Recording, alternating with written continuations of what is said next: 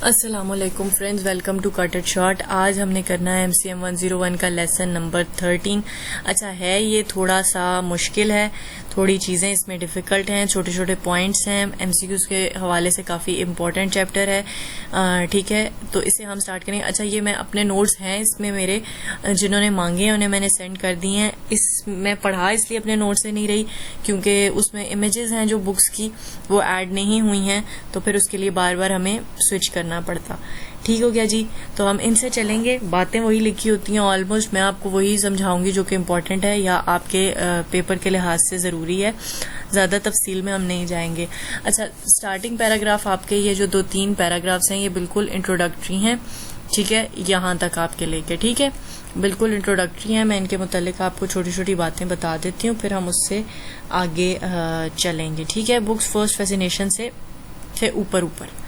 ठीक है, इधर ये लोग ये कहते हैं कि मास कम्युनिकेशन, मास मीडिया पहले कैसे हुआ करता था। ज़्यादातर ये चीज़ें होती थी कि घुड़सवारों को मैसेज देते थे बादशाह वगैरह, और वो लोग जो है वो क्या करते थे कि मैसेज जो है ना वो बाकी जगहों तक लेकर जाते थे। और अच्छा, अब ये नहीं पता होता था कि आखिर वो रास्ते में मर गया, उसके साथ क्या मसला पेश आया, वो पहुंचा नहीं पहुंचा, उसको किसी ने मार दिया, मतलब कुछ पता नहीं होता था।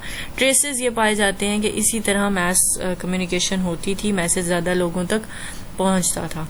ठीक है, तो ये कोई अफेक्टिव मीडियम नहीं था।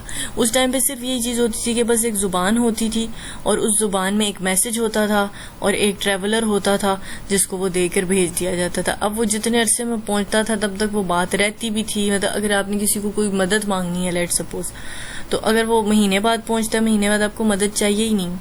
ठीक है, तो ये बड़े प्रॉब्लम्स थे पहले वक्तों के।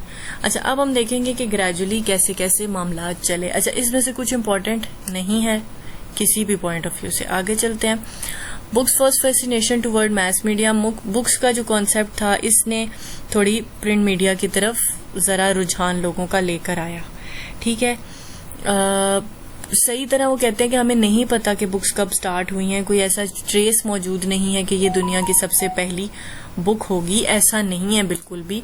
लेकिन जो है वो जो देखा जाता है या जो समझा जाता है वो ये है कि 7th सेंचुरी से जो है वो आपकी बुक्स का आगाज हुआ है। तो अगर आपसे पूछा जाता है, ठीक है, कि किसने जो है वो इस मामलात को स्टार्ट किया है, तो आप ये कहेंगे कि इसमें जो है वो आपका 7th सेंचुरी आप बताएंगे कि किस सेंचुरी से आपको इस तरह MCQs में आ सकता है कि बुक्स के ट्रेसेस अवेलेबल हैं 7th, 9th, 13 फला फला। आपने बताना है जी 7th सेंचुरी से, ये आपको पता होना चाहिए। अच्छा जी, आगे चलते हैं। आगे इन्होंने आपके जो है वो टाइम पीरियड्स को डिवाइड किया गया है। मैं आपको अच्छे तरीके से इन्हें समझा देती हूँ। सबसे पहला हमारे पास है 7th, जब बुक के ट्रेसेस अवेलेबल हुए, 7 से 13 सेंचुरी का। अच्छा जी, 7 से 13 सेंचुरी में सिर्फ आपके पास इस्लामिक बुक्स, मैनस्क्रिप्ट्स, हाथ से लिखी हुई बुक्स पाई जाती थी। ठीक है, ये आपका मैनस्क्रिप्ट्स लिखा हुआ है। ठीक है, मैं हाईलाइट थोड़ा सा कर दूं ताकि आपको पता तो चले मैं कहाँ से बोल रही हूँ। अच्छा जी, तो इसमें क्या होता था कि ज्यादातर जो है वो हाथ से लिखी किताबें होती थी अबाउट रिलीजन। ठीक है, इस्लामी किताबें, इस्लामी नहीं हम कहेंगे, मजहबी किताबें कहेंगे। ठीक है, और हाथ से लिखी जाने वाली ये किताबें हुआ करती थी और इनका मकसद वर्शिप होता था। ये 7 से 13 सेंचुरी है, बिल्कुल इनिशियल जब बुक्स का माना गया है कि बुक्स इस टाइम से वजूद में आई हैं। ठीक है, सेकेंड टाइम पीरियड आता है 13 से 15 सेंचुरी का टाइम पीरियड। ये है जब लोगों ने मजहब से हट कर दुनिया के मामलात को देखना शुरू किया। ठीक है जी, try to explain something about the observable world. ठीक है, इन्होंने जाहिरी दुनिया जो है उसमें क्या क्या चीजें देखी जाती हैं उनके मुतालिक इन्होंने लिखना शुरू किया। अच्छा, अब ये इतना बड़ा चेंज कैसे आया, ये MCQs के हवाले से, शॉर्ट के हवाले से आपसे पूछा जा सकता है कि ये कॉन्सेप्ट कैसे बिल्डअप हुआ। ये 2 वजूहात से हुआ है। Rise of university in Europe spreading from Italy. Italy से शुरू होने वाला जो यूनिवर्सिटीज बनने का सिलसिला था वो यूरोप तक आ गया था। ठीक है जी, उससे अगला जो है वो पॉइंट है the return of the crusaders in the 13th century who bring with them text from Byzantium. These books return during the Greek and Roman period in history focus on this world concern. जो crusaders होते हैं वो होते हैं Christian soldiers. ठीक है, Europe में ज्यादा क्रिश्चियनिटी का कॉन्सेप्ट है। तो जो क्रिश्चियन सोल्जर्स थे 13th सेंचुरी में, वो कोई जंक्शन होगी बाइजेंटियम में, वहां से जब ये लोग आए तो ये वहां पे जो ग्रीक्स की और रोमन्स की पुरानी किताबें पढ़ी हुई थी ना, ये वो लोग ले आए और वो इस वर्ड कंसर्न के बारे में थी, तो इनके अंदर वर्ड कंसर्न जागा। ठीक है जी, ये 13 से 15 का टाइम पीरियड है। 15 से 16 का time period first printed book का टाइम पीरियड है। अच्छा जी, सबसे पहली नशर शाया होने वाली कौन सी किताबें होती थी? रिलीजियस बुक्स, प्रेयर बुक्स और रिलीजियस कैलेंडर्स। ठीक है, जिसमें बाइबल आती है। ठीक है, ये भी पूछा जा सकता है कि पहले प्रिंट होने वाली किताबों में कौन सी चीजें हैं, तो वो बाइबल है, प्रेयर बुक है और रिलीजियस कैलेंडर्स हैं। अच्छा, उसके बाद आता है 16 से 17 का टाइम पीरियड। ये है आपका जब यूरोप ने अपनी लाइफ और सोसाइटी और उन चीजों के बारे में इंफॉर्मेशन ढूंढनी शुरू की थी। अच्छा जी, आगे चलते हैं हम। ज्यादा आपसे क्वेश्चन आता है फर्स्ट प्रिंटिंग बुक का टाइम पीरियड, या आपसे 7 से 13 सेंचुरी के बारे में पूछा जाता है कि ये कौन सा टाइम पीरियड था। अच्छा जी, books from hand written to printing से अब हम स्टार्ट करेंगे। 7 से जो आपका है ना आगे टाइम पीरियड मैं आपको बताती हूँ 9th सेंचुरी का टाइम पीरियड। सॉरी, आपको थोड़े से जब फ्लिप ऑफ पेज की वो आती है साउंड बीच में, क्योंकि साथ साथ मैं अपने नोट्स देख रही हूँ। अच्छा जी, आपके पास आता है 7 से 9 सेंचुरी का टाइम पीरियड, वो था सक्सेस। यहाँ पे एक वर्ड यूज हुआ है हेडे। ठीक है, हेडे होती है सक्सेस। ठीक है, ऑफ इल्यूमिनेटेड मैनस्क्रिप्ट्स। अच्छा, ये इल्यूमिनेटेड मैनस्क्रिप्ट्स ये नहीं है कि जो उस टाइम हम देखते हैं कि यूट्यूब वीडियोस होती हैं, आइए जानिए कौन कौन इल्यूमिनाटी का मेंबर है, कौन शैतान की पूजा करता है, ये वो नहीं है। ठीक है जी, ये इल्यूमिनेटेड मैनस्क्रिप्ट्स होती थी कि ये हाथ से लिखी जाने वाली किताबें थीं जिनको बुना जाता था, जिन पे सोने की या चांदी की तारों से मतलब उनको डेकोरेट किया जाता था, उन्हें खूबसूरत बनाया जाता था। ठीक है, तो ये वो चीजें हैं। अच्छा, दूसरी इम्पोर्टेंट बात यह है, यहाँ पे वर्ड्स यूज हुए हैं, एक तो मॉन्क्स का वर्ड है और एक मोनेस्ट्रीज का वर्ड है। अच्छा, ये काम होता था मोनेस्ट्रीज में और करते थे मॉन्क्स। अब दोनों चीजें क्या होती हैं? मोनेस्ट्री बेसिकली ये हमारे कॉन्सेप्ट में उस तरह नहीं पाई जाती। मोनेस्ट्रीज आप कह लें कि जैसे हमारे मदरसे होते हैं ना, वैसे होती हैं मोनेस्ट्रीज। मदरसे कैसे होते हैं? जहाँ पे बच्चे रह रहे होते हैं, लड़के मर्द बड़े मतलब रह रहे होते हैं, साथ साथ वो दीनी तालीम हासिल कर रहे होते हैं, साथ साथ वो अपने डेली के कामकाज मेहनत मुशक्कत भी कर रहे होते हैं, और बाकी वो खुदा के राह में अपनी जिंदगी सर्व कर रहे होते हैं। ठीक है, मोनेस्ट्रीज इस तरह की होती हैं, ये यूरोप में होती हैं ज्यादा। बड़ी बड़ी बिल्डिंग्स होती हैं, इसके अंदर ही लोग रहते हैं, अपनी जो इबादतें होती हैं वो करते हैं, उधर ही अपने कामकाज करते हैं, और मतलब छोटे मोटी चीजें, और वो एक अंदर ही एक छोटी सी दुनिया आबाद होती है। ठीक है, वो मोनेस्ट्रीज होती हैं, और ये वहां रहने वालों को मॉन्क्स कहा जाता है। तो वो ये किताबें लिखते थे एज ए रिलीजियस एक्टिविटी, और ये काम करते थे और बड़ी खुशी से ये काम किया जाता था, बड़ा खूबसूरत काम। अच्छा जी, माना ये जाता है कि यहाँ पे उन्होंने यूज किया है कि इरिश बुक ऑफ केल्स जो है वो 7th सेंचुरी की 7 से 9 सेंचुरी की खूबसूरत तरीन इल्यूमिनेटेड मैनस्क्रिप्ट्स है, और ये कहा है आपको मेहमान ने। ठीक है जी, हिस्टोरियन है मेहान, उन्होंने ये बात कही है। ठीक है, तो अगर आपसे पूछा जाए कि कौन सी खूबसूरत है तो बुक ऑफ केल्स है। ठीक है, अच्छा, उसके बाद इन्होंने आपके साथ ये कहते हैं कि यहाँ पे जो बुक ऑफ केल्स का एक पेज शेयर किया हुआ है, जिसमें ये आप देख सकते हैं यहाँ पे, जिसमें रिंग्स बनाए हुए हैं। तो ये रिंग्स क्या शो कर रहे हैं? क्राइस्ट के लाइफ के डिफरेंट पहलू। ठीक है, तो हजरत ईसा अलैहिस्सलाम की जिंदगी के मुख्तलिफ पहलू जो है वो ये सर्कल्स आपको शो कर रहे हैं। अच्छा, उससे आगे यहाँ पे उन्होंने बुक ऑफ डोव पे का आपको दिया है, पेज दिखाया है, जो एक कार्पेट पेज है जिसको कहा हुआ है। तो बुक ऑफ डोव आपके पास कब आई है? 680 AD में। ठीक है, 7th सेंचुरी है ना, तो 680 AD में। ठीक है, मतलब बिल्कुल 7th के एंड पे आई है, 680 AD। I am repeating it ताकि आपके थोड़े माइंड में रह जाए। अच्छा, इसमें जो है वो वोवन पैटर्न्स हैं, बुने हुए पैटर्न बनाए हुए हैं। ठीक है, जिनको इंटरलेस कहा जाता है, ये बात आपने याद रखनी है। इंटरलेस इन वोवन पैटर्न्स को कहा जाता है, और इनमें जूमोग्राफी का पैटर्न जो है ना, एक एब्स्ट्रैक्ट एलिमेंट, जूमोग्राफी एक जो एब्स्ट्रैक्ट आर्ट से रिलेटेड टर्म है, उसका जो है वो एलिमेंट यूज किया होता है बीच में। ठीक है, तो ये आपने चीजें याद रखनी है।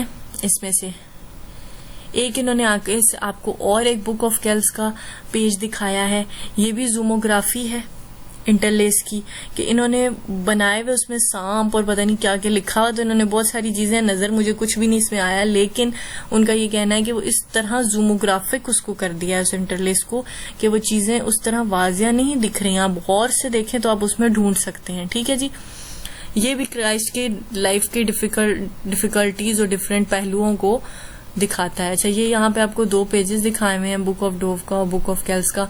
अच्छा, मैनस्क्रिप्ट्स क्या करती हैं, ये एक अटेम्प्ट होती है गॉड का मैसेज इंसान तक, गॉड के मैसेज की खूबसूरती इंसान तक जो है ना वो लेकर आने की। अच्छा जी, आगे हम चलते हैं, आगे हमारे पास क्या बातें हैं। अच्छा, आगे हमारे पास ये बातें हैं कि जो मैनस्क्रिप्ट्स होती थी, क्योंकि ये मोनेस्ट्रीज में लिखी जाती थी, इन्हें मॉन्क्स लिखते थे, तो इन्होंने अपनी लाइब्रेरीज में ना वो छुपा के रखी नहीं थी, किसी को नहीं थे देते। ठीक है कि ये जी हमारी मेहनत है, हमारी सारी रिलीजियस एक्टिविटी है, वो नहीं थे देते किसी को, पढ़ने नहीं थे देते, देखने नहीं थे देते। तो और उसके अलावा वो कहते हैं कि अगर कोई लाइब्रेरी तक एक्सेस हासिल कर भी ले तो उन्होंने कोई भी बुक्स ऐसे अरेंज करके या सही तरीके से नहीं थी रखी होती कि कोई ढूंढ पाए उन्हें, वो खुद ही ढूंढ पाते थे कि वो कहाँ कौन सी किताब रखी हुई है। ठीक है। अच्छा, उसके बाद 13 से 16 सेंचुरी का टाइम पीरियड जब आपके पास बुक्स आई हैं, प्रिंटिंग मीडिया स्टार्ट हुआ है, तो क्या है कि जी चर्च वगैरह, और ये जो चर्च भी जाहिर है अपनी किताबें उनकी जो होती थी रिलीजियस वो भी वो लॉक करके रखते हैं, तो ये जो कॉन्सेप्ट था ना वो प्रिंटिंग से वो जरा टूटा। जो चर्च वगैरह और इन लोगों ने थोड़ी अपनी वो बनाई हुई थी ना टेका शेका, वो इतना नहीं रहा। ठीक है, और मुख्तलिफ टॉपिक्स पे और मुख्तलिफ चीजों पे किताबें आने लगे। अच्छा जी, एक और यहाँ पे जो इम्पोर्टेंट वो बात है वो ये है कि आपकी जो ब्लॉक प्रिंटिंग है वो ओरिजिन है प्रिंटिंग का। ठीक है, ये आपको पता होना चाहिए। अच्छा, किसने कौन सी बुक है ब्लॉक प्रिंटिंग की? फर्स्ट एग्जांपल हमने स्टार्टिंग में भी पढ़ा है, वो डायमंड सूत्रा है। डायमंड सूत्रा आई है, आप ऐसे देख लें कि 680 में डॉव आई हुए है ना, तो उसके 200 साल बाद ऑलमोस्ट ही आई है 868 एडी में। ठीक है, 868 एडी में और चाइना में। अच्छा, उसके बाद इन्होंने ये यहाँ पे एक टर्म यूज की है कि वो कहते हैं कि मूवेबल क्ले और मेटल टाइप जो है वो इजी है ब्लॉक प्रिंटिंग से। ये भी आपसे पूछा जा सकता है कि आपको जो है वो कौन सी तरीका जो है वो आपका ब्लॉक प्रिंटिंग से इजी था। ठीक है, ये डायमंड सूत्रा वाला आपका पॉइंट हो गया। यहाँ पे नोट्स अगर आपको मेरे चाहिए तो मैं आपको बता दूंगी, मैंने थोड़े हाईलाइट भी किए हुए हैं ताकि उन्हें पढ़ना आसान हो जाए। वैसे मैं आपको जुबानी में चीजें बता रही हूँ। ठीक है, तो ये आपकी मूवेबल क्ले और मेटल टाइप जो है वो इजी है ब्लॉक प्रिंटिंग से। अच्छा, मूवेबल प्रिंटिंग का आगाज किया है बायशिंग ने। ठीक है, keep that thing in mind. काफी लोग इसे कंफ्यूज करते हैं गुटेनबर्ग से, लेकिन आप अगर इंटरनेट पे भी सर्च करते हैं तो आपके पास बायशिंग ने पहले स्टार्ट किया है 1041 में। ठीक है, 1041 में बायशिंग ने इसको मूवेबल प्रिंटिंग को पहले स्टार्ट कराया है। ठीक है, लेकिन प्रैक्टिकल एक तरह से एप्लीकेशन ज्यादा गुटेनबर्ग ने दी है, लेकिन आपका जो फर्स्ट नेम आता है वो बायशिंग इन चाइना आता है। और इन्होंने, आप ये देख लें कि डायमंड सूत्रा के 200 साल बाद 1041 एडी में इन्होंने जो है वो क्या किया है कि मूवेबल प्रिंटिंग का आगाज किया, और गोरियो ने इसको स्पॉन्सर किया था कोरिया में। ठीक है, कोरिया जो है वो गोरियो उस टाइम उसे कहा जाता था, तो उसने इसको स्पॉन्सर किया था। अच्छा, गुटेनबर्ग ने प्रिंटिंग के लिए यूज किया था ऑयल बेस्ड इंक और पेपर रैग पेपर। ठीक है जी, Gutenberg is also credited with the first use of oil based ink and using rag paper introduced in Europe. ठीक हो गया जी। अच्छा, उसके बाद आपके पास पेपर मिल जो ऑपरेशनल है वो कब है? बगदाद में और 794 में। ठीक है, 794 ये बुक ऑफ डोव के टाइम की है, ऑलमोस्ट कुछ अरसे बाद की, 100 साल बाद की आप कह सकते हैं। अच्छा जी, अच्छा जी, inventing the printing press in 1440। अच्छा, प्रिंटिंग प्रेस कब इन्वेंट हुई है? 1440, आपने ये भी जहन में रखना है। अच्छा, बाकी बातें तो उन्होंने वही कही है कि जो गुटेनबर्ग था वो गोल्डस्मिथ था, और उसके अलावा वो वहां पे वो ग्रेप्स प्रेसिंग का काम भी होता था, तो उसने उसको देख के, ये हमने स्टार्टिंग के लेक्चर अगर आपने नहीं मेरा देखा तो आप देख सकते हैं, उसमें गुटेनबर्ग का पूरा प्रोसेस मैंने आपको बताया है, समझाया है। अच्छा जी, इन्होंने ये काम किया और फिर गुटेनबर्ग के काम को आगे लेकर एक डच मैन चले हैं जिनका नाम है लॉरेन जेंजू कॉस्टर।